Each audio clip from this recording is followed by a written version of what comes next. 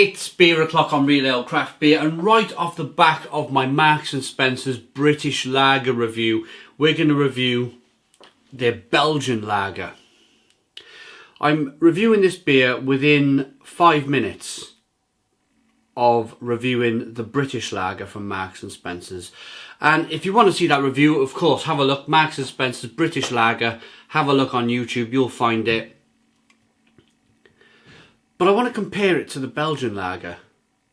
I want to see what makes a Belgian Lager, what makes a British Lager, what's the difference. It's probably could be the yeast, could be the malt, it could be the hops, could be the water. Let's find out. Let's open it, get it out into a glass, see what we get. It's 5% ABV from the Hatched Brewery in Molenbeek in Belgium. 440 milliliter can. Let's get it out then. Nice bit of smoke on the can opening. Beer in the glass.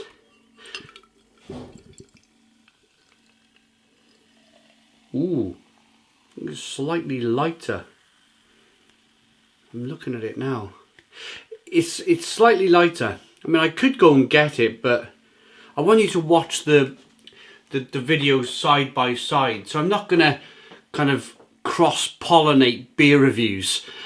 That's a good word. That just hit my head just then. I wasn't a pre-recorded, pre-rehearsed thing I just said. That was that just came out. Right, 3-finger Whitehead, light looking beer. Really extraordinarily light. They've used some really light malts in this beer. Good levels of carbonation, but still, if you look closely with that beer, you might be able to see a little bit of fine sediment rolling round in that glass. And in fact, it might be the first time I've reviewed a beer from that. No, I've reviewed a beer from the Hatched Brewery. Definitely have. It's just the fact that they put more Molenbeek in Belgium on the label. Right, it looks lovely. Let's get the aroma.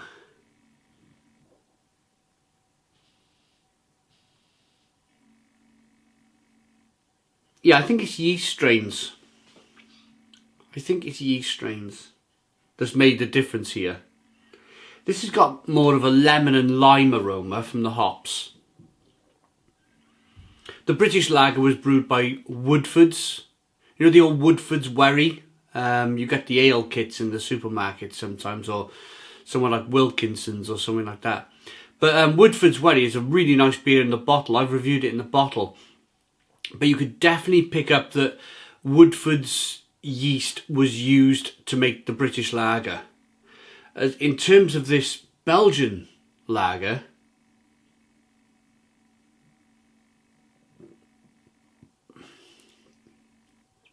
I'm not sure if I'm picking up a touch of a butterscotch aroma here, you know. It's like, it's a close call between Murray mints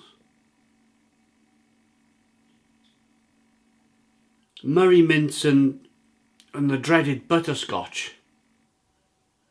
Let's get in, let's dive into this one. Cheers, everyone.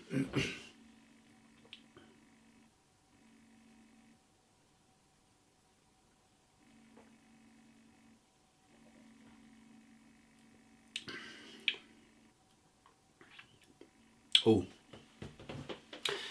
much more of a clinical beer. Much more clinical, much more to the point. Absolutely to the point. The hops are sharper. This is like a sharpened knife compared to the British Lager. British Lager, you were picking up an esteriness, ale yeast rather than lager yeast used. This is, you can tell they've used lager yeast here. It's clinical, it's clean, it's precise, it's to the point. Does that make sense to you lager drinkers out there, or to you ale and beer connoisseurs? Does that make sense? It's just bish bash bosh. The flavours are there. They hit you straight away. There's not too much in terms of kind of after flavours and lingering flavours. It's all like bish bash bosh. It's done in an instant, the flavours. This beer has been designed to refresh.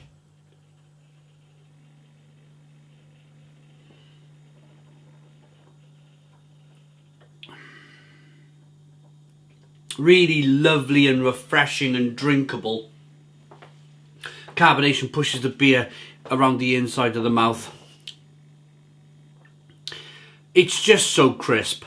It's just so crisp for a beer.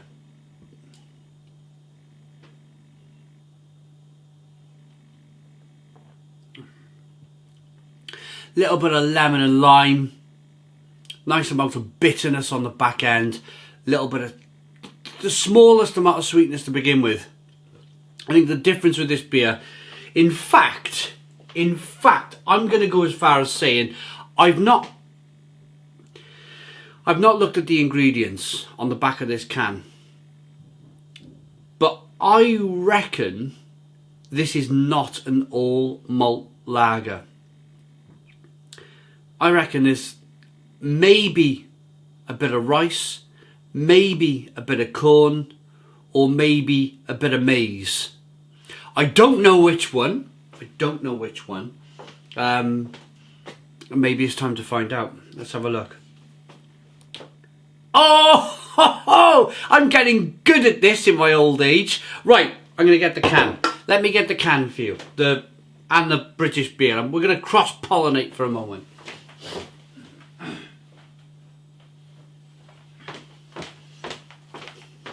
Right, first of all, look at the colour. British lager, Belgian lager. They're quite similar in colour, but you can definitely get a haze here in this beer.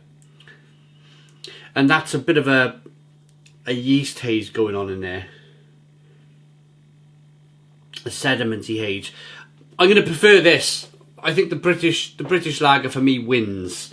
But I want to show you now the back of the cans, because I was talking, if you watch this one, the British lager review, I talk about all malt lagers and how much more tastier they are.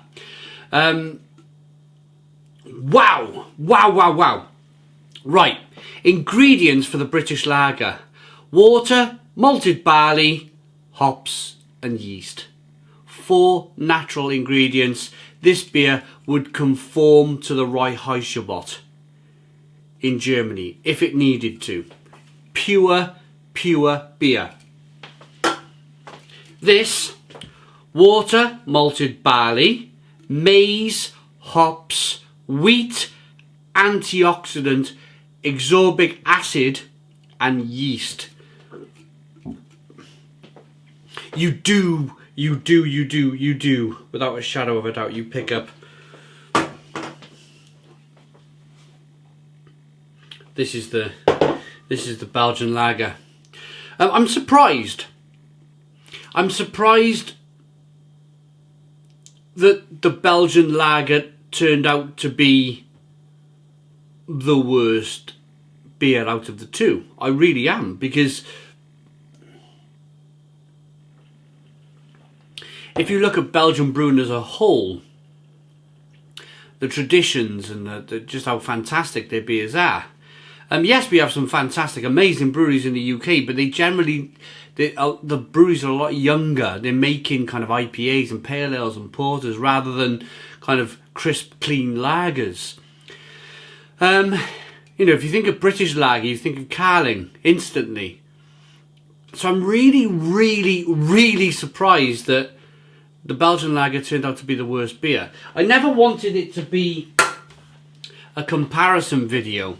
But as soon as the Belgian lager started tasting worse than the British lager, then it just naturally became a comparison video.